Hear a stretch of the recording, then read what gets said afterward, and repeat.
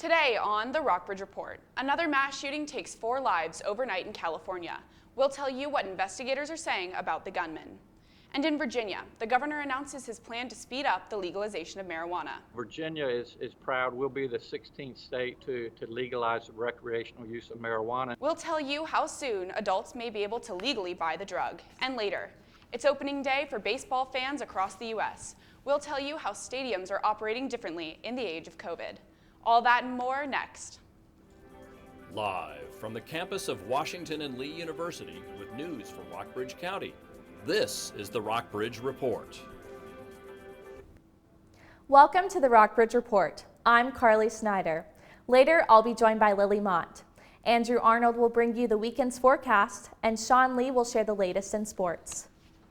Another mass shooting shook America last night, this time at an office complex in Orange, California.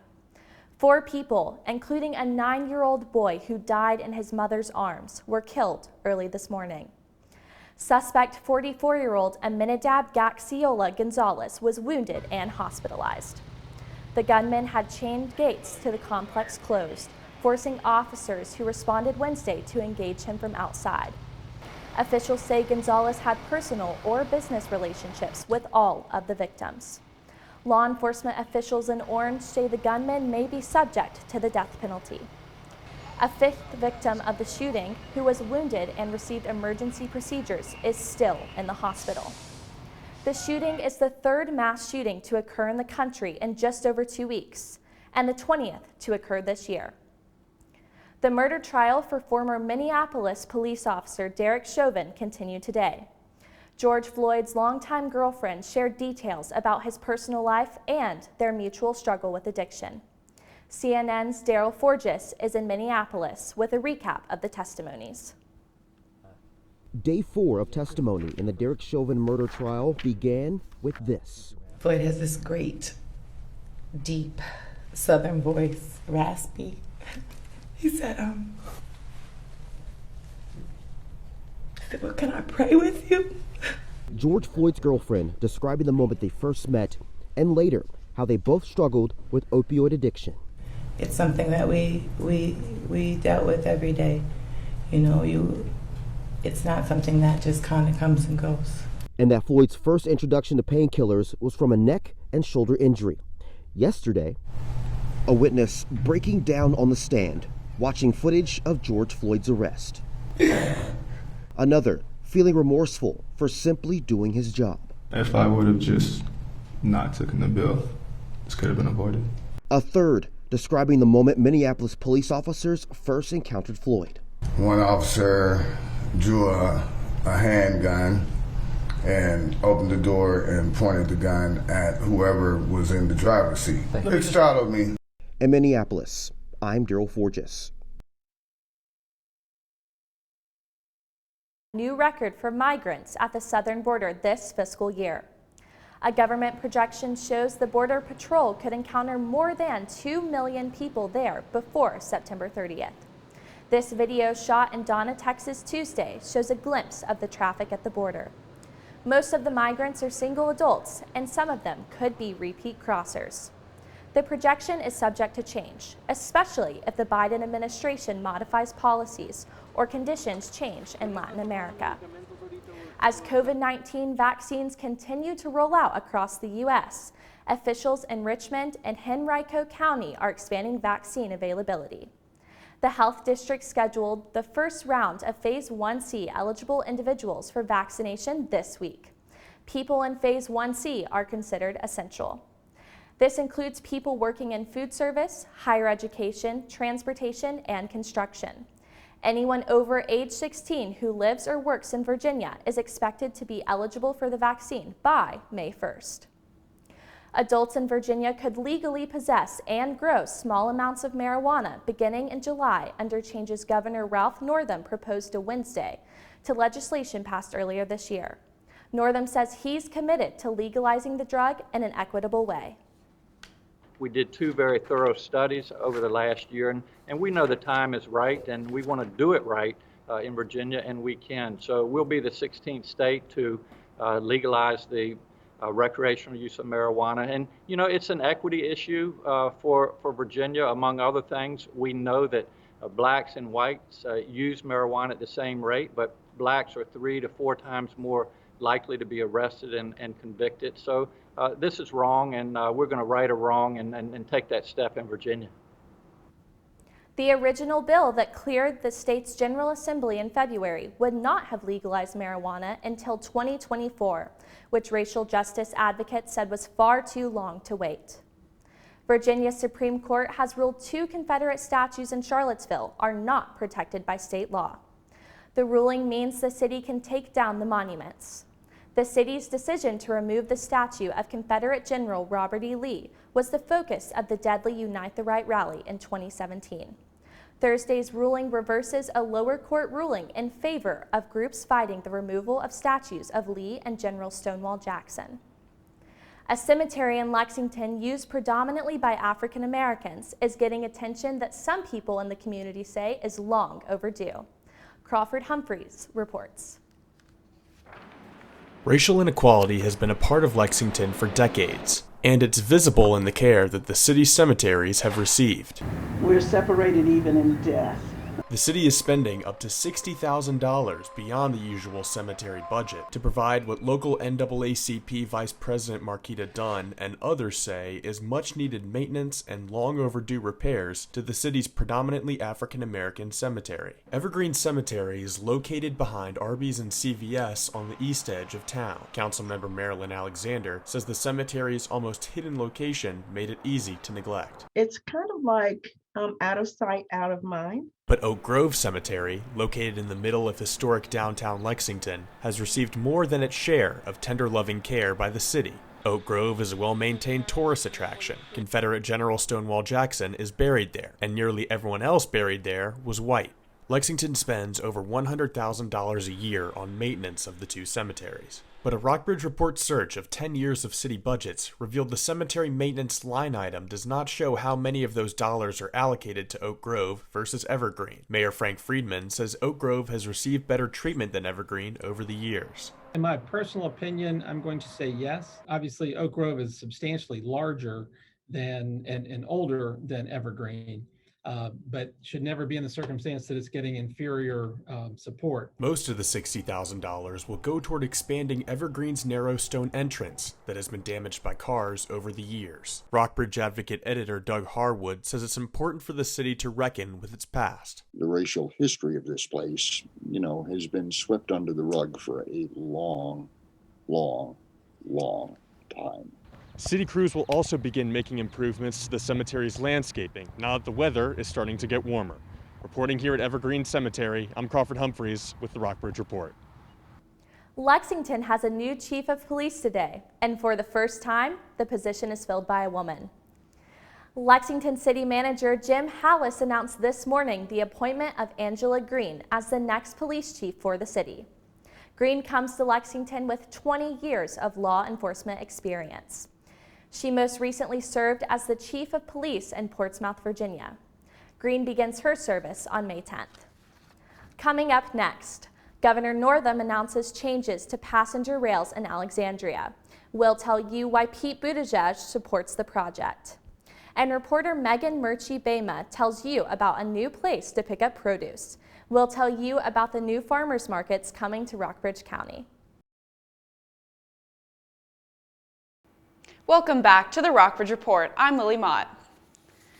The Biden administration announced a $2.3 trillion plan this week to re-engineer the nation's infrastructure. The plan would undo former President Trump's signature legislative achievement, giant tax cuts for corporations. Transportation Secretary Buttigieg said this morning that the plan will allow America to lead the world. This is a moment for the United States to decide. Are we in fact going to continue to lead the world, or are we going to be just another country? If we want to lead the world, we have to have world-class infrastructure for the American people. And I'm just thrilled by the president's announcement yesterday, by the boldness of the vision, and by the fact that so many Americans already know we need to do this. Buttigieg was in Alexandria, Virginia with Governor Northam Tuesday, when Northam signed a $3.7 billion deal with Amtrak and CSX Corporation. The deal is expected to loosen up a major East Coast choke point and allow for a dramatic expansion of passenger and commuter rail. Under the plan, passenger and freight rail will be separated. The project will allow Amtrak to double service between Richmond and the nation's capital. Northam said the rail project is 1/3 the cost of adding lanes to Interstate 95 in Virginia, and just as effective at getting people where they need to go. Rockbridge County is getting 2 new farmers markets this spring. Megan Ritchie-Bama found out how the pandemic was the inspiration. Rockbridge area farmers are about to have 2 new venues to sell their products, a family farm and a tire shop, that are both starting their own farmers markets. David Reynolds, owner of Fairfield Tire, says about 75% of his customers are farmers. When the pandemic started and grocery stores faced shortages, he says demand for local farm products skyrocketed. I noticed people calling us, do you know anybody selling? We need eggs. We can't get any at the store. They're always sold out. He also noticed demand for bread from Seasons Yield Farm in Rafine take off. Daniel and Fawn Shear, the owners of Seasons Yield, sell bread and other baked goods from their bakery called the Bread Barn. They are also starting a farmer's market. When the Bread Barn opened in September, the family invited local vendors to the event. That helped get the ball rolling to open their own market. I think it's just always been in the back of our mind, how cool would it be for when people come, it would be a one-stop shop to grab their bread, their produce, eggs, meat, flowers, and whatever else the Valley is offering. The market will open on April 24 and take place once a month through October. The Shears say 10 vendors have already signed up for the whole season. In Fairfield, Reynolds says he's heard from about 30 interested vendors. Michelle Wells, owner of Hearthstone Farms, is one of them. She lives in Fairfield and gets her car fixed at Reynolds' shop. That's where she found out about the new farmers market. She plans to attend when the farmers market opens in May. I'm going to try that one out this year and see how that goes. We really want to connect local farms to local families, but also just create a network where if a pandemic hits again and there's shortages on the shelves at the grocery store, we have a network to supply our own community. Seasons Yield Market were approved last week at the County Board of Supervisors meeting. Glasgow and Carrs Creek also got new farmers markets last year. Add in the Lexington market, and farmers will have at least 5 options to choose from this spring and summer. Back to you, Lily. The investigation into the Tiger Woods crash is over. We'll tell you why. We can't tell you everything. And opening day looks a little different this year thanks to COVID. We'll tell you how fans will be able to safely enjoy the game. We'll be right back. Welcome back to the Rockbridge Report. I'm Andrew Arnold. Climate change is on the Biden administration's agenda, but several companies are already taking steps to combat the crisis. Mandy Gaither takes a closer look at the serious economic outcomes experts say may be ahead if aggressive action isn't taken. Drastic and immediate action on climate change. That's what nearly 3/4 of economists agree is needed to avoid worsening inequality, trillions of dollars in economic damage, and shrinking economic growth around the world. That's according to a new NYU School of Law survey. This is a reality that the scientists for years have been telling us. On Wednesday, President Joe Biden unveiling details of a major infrastructure package expected to include massive spending to combat climate change. His administration saying bold action will pay off in the long run and create good-paying clean energy jobs. Every road we fix, every bridge we build, we can either do it in a way that's better for the climate or worse for the climate. Why wouldn't we want to be creating these jobs in a way that's better for the climate? But as Washington figures out the next steps to tackle this issue, corporate America and Wall Street already stepping up efforts to address the crisis. Google is working to reduce your environmental footprint. The tech giant announcing its driving directions will soon default to the most fuel-efficient route. Automaker Volkswagen announcing major moves into the electric car market, and on Wall Street, Vanguard and BlackRock, the 2 largest asset managers in the world, announcing they're joining efforts to limit greenhouse gas emissions to net zero by 2050. And Wells Fargo, Goldman Sachs, and Citigroup have announced similar goals. For Consumer Watch, I'm Mandy Gaither. Here we're looking at a live shot of downtown Fairfield, where just a half an hour ago we saw some snow flurries, meaning April Fool's Day has not just stuck around, it's going to come to the weather as well, with some unusually low temperatures for April, high of 44, low of 27, with barometric pressure sitting at 30 and 1/10 inches of mercury. Big story today, wind speeds at 14 miles an hour, meaning the National Weather Service has issued an advisory for wind speeds until 11 p.m. this evening. Humidity at 39%. Looking at the radar, you can see only a little bit of isolated showers in the very western part of the state by Blacksburg. Across the state today, temperatures have also been all over the place. 44 in Lexington and 44 in Buena Vista, with the temperatures reaching 49 down in Lynchburg. Up in Stanton, it's 40 degrees. However, in nearby Charlottesville, temperatures 47 degrees and cloudy in all those areas as well. In the western part of the state, down in Roanoke, 47 degrees, but then up in Covington, only 40 degrees and cloudy in those places as well. These cool temperatures will continue moving into the weekend. On Friday, we'll be seeing a high of 47, low of 27 with clear skies. Then on Saturday, high of 59, low of 36 with partly cloudy skies. Temperatures will continue to increase as we move on into Sunday with a high of 68, low of 40 and partly cloudy skies.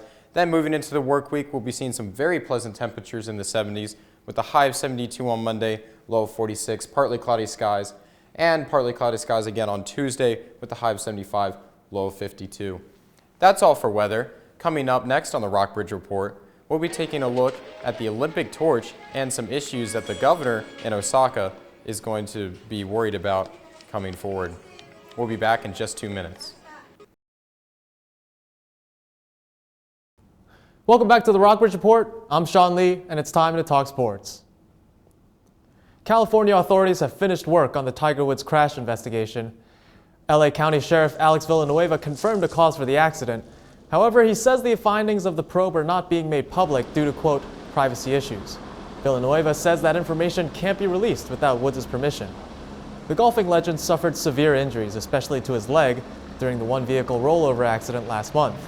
Rescue crews had to extricate Woods from the wreckage. And so far, there's been no comment from Woods, his agent, or his lawyer. And for the world of baseball, today is opening day for baseball teams and fans in the U.S. Fans' in-person access to games has been limited since the onset of the COVID-19 pandemic. But Wrigley Field Senior Vice President of Operations David Cromwell says that new limited contact measures will protect Chicago Cubs fans. Opening day is always special. This is a little more special because of the year that we've had. And when guests arrive, we want this to be a really touchless, limited contact, but also a very efficient experience. So when guests come in, they'll already be assigned a specific entry gate and assigned entry time. That's also the gate they'll leave through. But all of our entry screening is designed to be really limited touch. Purses, wallets, keys all stay with you as you walk through a very efficient process. Milwaukee Brewers President of Business Operations Rick Schlesinger says that social distancing requirements should not destroy the traditional fan experience. You still can get your brats and your beer at concession stands. You still get to keep any foul ball you catch in the stands. The bases are still 90 feet apart. It's still baseball. There'll be some great energy, new name in the ballpark, some new things. But again, it's baseball. It's spring. It's Brewers, Wisconsin. So a lot of commonalities over the years. But again, fans will be in pods, a little different, but they still can cheer. They can still root for the team. Most teams are allowing around 20% of full capacity, which is around 10,000 fans. But the Baltimore Orioles are opening at 50%, and the Texas Rangers are even opening at full capacity. We'll have to keep an eye on that and see how that goes. But for now, we go to East Asia. In Japan today, the governor of the Osaka prefecture expressed concern about the upcoming Olympic torch relay scheduled to pass through Osaka City on April the 14th. Governor Yoshimura Hirofumi said in a press conference today that stricter pandemic measures are expected to be introduced next week. Under the measures that should last for 1 month, residents should refrain from non-essential outings. And just next door, the South Korean capital Seoul has renewed its proposal to co-host the 2032 Olympic Games with North Korean capital Pyongyang. In 2018, leaders of the two Koreas agreed to pursue co-hosting the Olympic Games in 2032, but the inter-Korean discussion on that matter ceased in 2019. The Seoul city government said in a statement today that the Games could serve as a, quote, watershed moment for peace in the Korean peninsula. And locally, classic cars came roaring back to Buena Vista last weekend after the coronavirus shut down the event last year. Avalon Purnell took a drive to see the sheet metal show.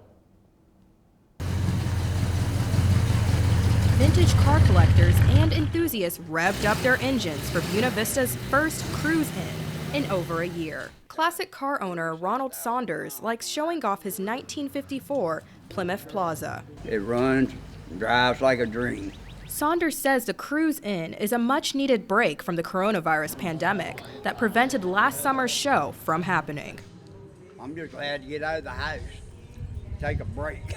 Car owners parked along Magnolia Avenue in front of Piggy's Place, a restaurant that opened last November and specializes in hot dogs, wings, and barbecue sandwiches. Cruise-in organizer Larry Tolley says this classic car reminds him of his younger days. The car behind me was purchased the year I got married, have the same car and the same woman.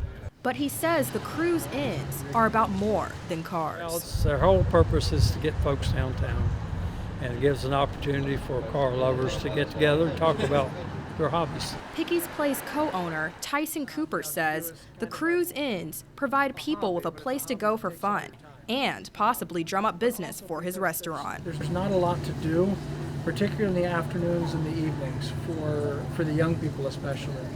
And so, we're hoping that as COVID passes and restrictions lift even more, we'll be able to extend our hours and be open till, 9, 10, 11 o'clock. Buena Vista's Economic Development Director, Tom Roberts, says events like the Cruise-In show people what else the town has to offer. Even if they don't go to a business at the day that they're there, they might say, oh, I didn't know there was this shop in Buena Vista, so I'm going to come back to that next week. You can check out the next Cruise-In on Magnolia Avenue, April 17th. For the Rockbridge Report, I'm Avalon Purnell. Thank you for watching the Rockbridge Report. I'm Carly Snyder. Tune in to Channel 18 on Tuesday at 3:30 p.m. for our live news update. And visit rockbridgereport.wlu.edu for the latest national, state, and local news. See you next week.